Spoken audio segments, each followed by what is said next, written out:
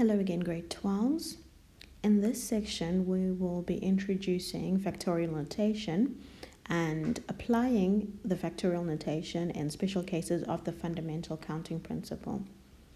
If we multiply a series of descending natural numbers together, we call this factorial notation. For example, 6 times 5 times 4 times 3 times 2 times 1 can be written as 6 factorial.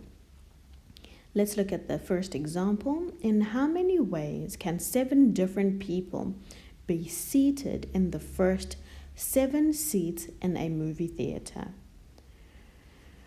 With this type of question, we are assuming that repetition is not allowed, okay? Because once a person sits down, okay, they can't get up again and then go and sit in another place. They only have one seat that they can sit in. So for the first seat, we have 7 people. Once that one person has sat, there are 6 people left for the second seat. And this carries on since 2 people have sat down in the third seat. There are 5 people that can choose that seat. In the fourth seat, there are 4 people, and so on. Right, with the fundamental counting principle, we know that we would have to multiply these together.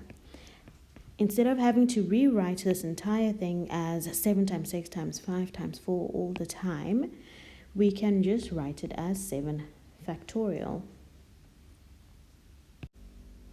The first case we'll look at is when some objects must stay together.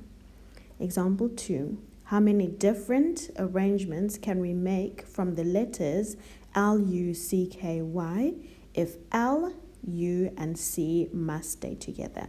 Now, the formula we're going to use for these types of questions is the following. The total number of different arrangements are calculated by taking the number of initial arrangements multiplying by the number of arrangements in the block. To determine the total number of initial arrangements, we take into account that we are grouping L, U, and C. So when we count the number of objects here, we count it as 1, 2, and 3. So when we express this in our formula, the number of initial arrangements is 3 factorial. Multiplied by the number of arrangements inside the block, that is 3 factorial.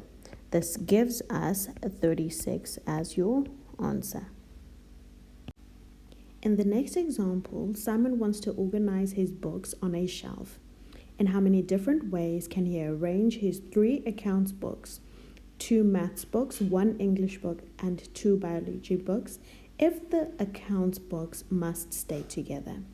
Now, you'll recall from the previous example that we said that if you have a condition where a group will stay together, this counts as one object. So the total number of objects that you have now is 1, 2, 3, 4, 5, 6.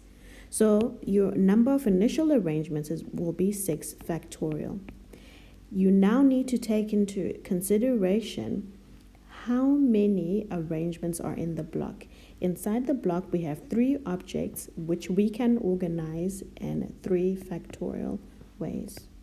So these multiplied together will give us 4,320.